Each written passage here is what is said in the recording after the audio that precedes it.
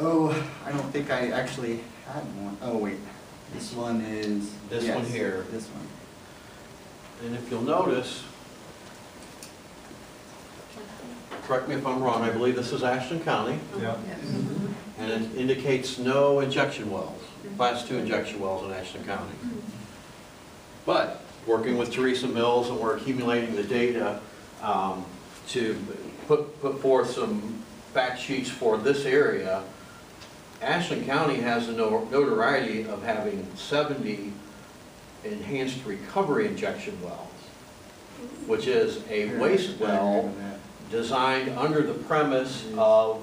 There's an enhanced recovery there. Which one? Class 2. In the middle? It's next to the Class 2. The premise is that there is an extraction well and that they inject the waste down into the strata to help push the resources out.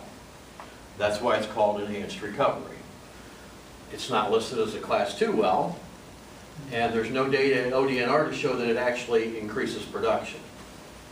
Many of the wells in Ashland County labeled as enhanced recovery wells no longer exist by an extraction site. As Teresa mentioned, Ashland County has the notoriety of having the most in the state at around 70. Most of those are located in Perry Township. Now, I'm not sure the shallowest one is in Perry Township, but the depth of the shallowest enhanced recovery injection well in Ohio is also in Ashland County at 700 feet. That is barely below the aquifer. Well, it is below the aquifer. Pardon me? Barely below. Barely below the aquifer. I'm not sure what your water depth is, water aquifer depth is here. The one gentleman mentioned the very, very deep underground rivers up in the Sandusky area and north central Ohio area. This is one reason we're doing some work in Ashland County to raise awareness, to locate these sites, to see how viable they are, to try to determine what type of chemicals are actually going in them. You know, the industry and ODNR tend to put a lot of phrasing out there. In Ashland County, they call it water flooding. These high number of wells, yeah, they're water flooding the substrata, the geological formation to increase production of the resources. And we had an organizational meeting in Crawford County last night, and an ex-trustee was there, and he asked me, he goes, well, aren't those folks getting money from these wells? No. I think most people probably, how many people in this room knew there were 70 waste wells in Ashland County? That's a concern. I didn't even know they were storing gas underneath my house. Gas storage is very common in the Mohican Valley. And that's, again, you know, there's a lot of issues with our dependency on fossil fuels. So, not to co-opt Brian's presentation, but I think it was very important to show, and in talking with Teresa, we feel that, and you know, the ODNR database is publicly accessible.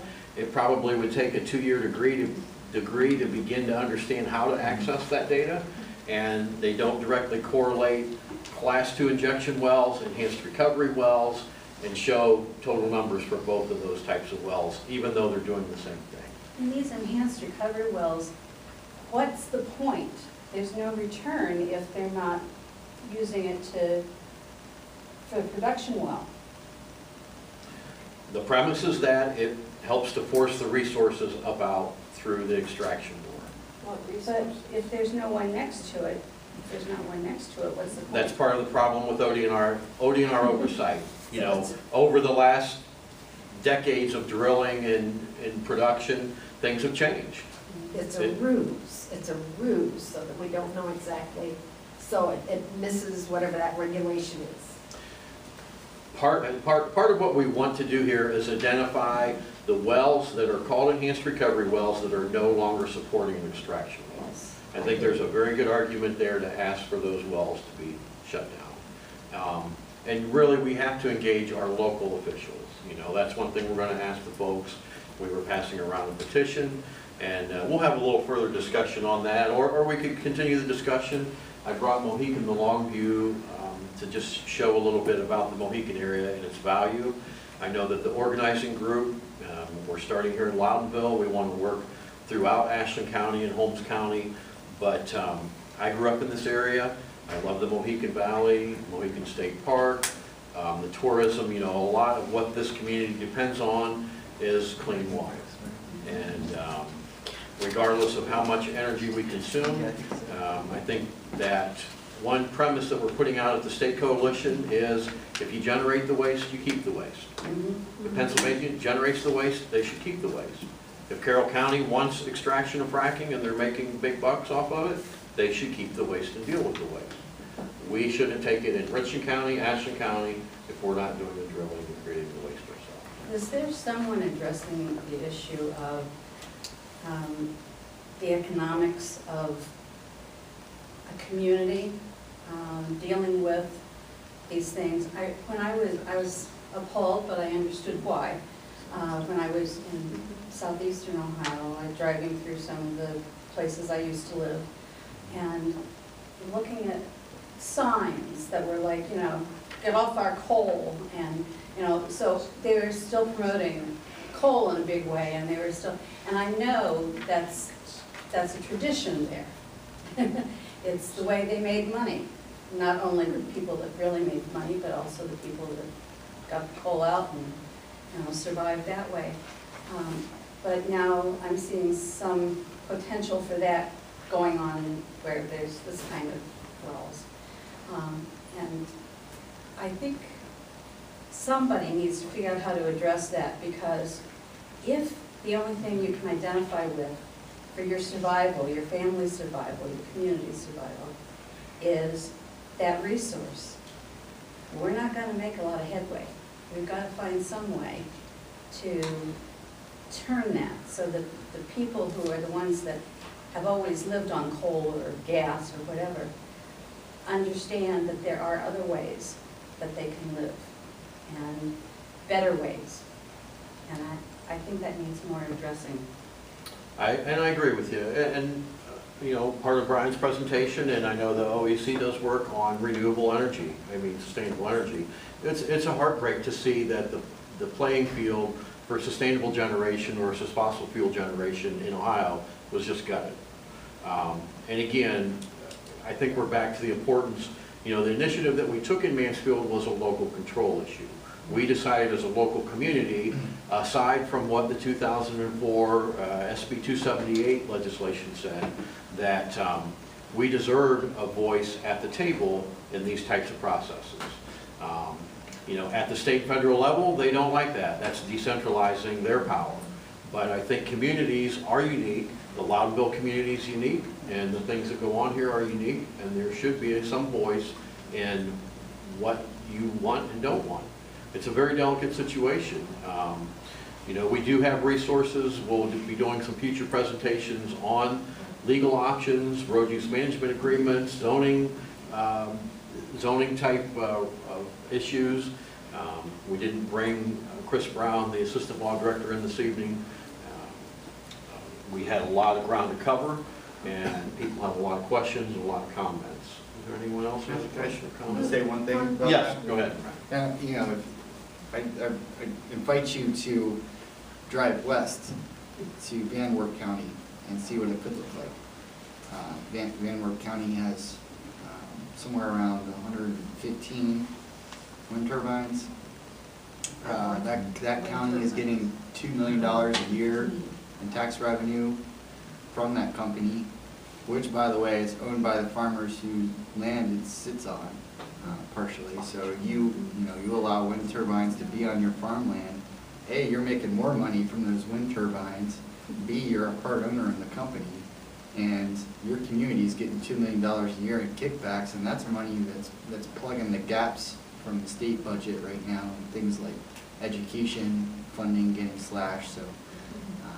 And just community infrastructure, and go and see what it looks like there, and then see what it looks like in the east, and please explain to me why that couldn't be happening there too. Oh, no. Well, I think they're going to track Yes, sir. The lady there said she was down in southeastern Ohio. I went to a seminar down in Cambridge. It was on fracking. And it was sponsored by, you know, the industry. Thanks for coming. Yeah. Anyways, all they talked about was how working with local officials, they were able to do all this and bring the water in there, and of course, good old Muskingum Watershed District, and it just, you know, it sort of appalled me as to, it's sort of, you know, this is making me sick. And then when they said that these big companies were, BP, they're the ones behind. They left. Yeah, smart of them. Well, Yes, a ma'am. question on the class 2, you have 2 types of wells, non-hazardous and enhanced recovery. So all of the wells in Ashland County are the enhanced recovery, the 70. Yes. Okay, do we have any in Ohio that are non-hazardous wells? Over 200. Over 200. Yeah, the other slide kind of showed the concentration of those. So why would ODNR say that's non-hazardous and we can use those wells for that brine that comes from Pennsylvania that the EPA says you can't put down in Pennsylvania? Why do they say it's hazardous and our ODNR says, oh, we can put it in our non-hazardous well? I think one thing that is starting to become more It's transparent and more non-hazardous visible everywhere. is that the original Class 2 brine injection program was actually for oil field brine. You know, the Clinton sandstone wells that we've seen throughout, you know, this part of Ohio are drilled through old salt seeds. And there is brine that comes up, regular brine that comes up from those. It's black and brackish and looks horrible, but those wells were designed to just re-inject that waste back into the earth where it came from. When we accept fracking waste, flowback waste, this is a chemical cocktail that's been specifically designed to fracture the earth. It's not oil field waste. It's not oil field brine in the typical sense. So I don't think, again, that's why these discussions are important. The raising of awareness is important. According to ODNR, you know, some communities use road brine, oil field brine for road ice treatment, ice pre-treatment.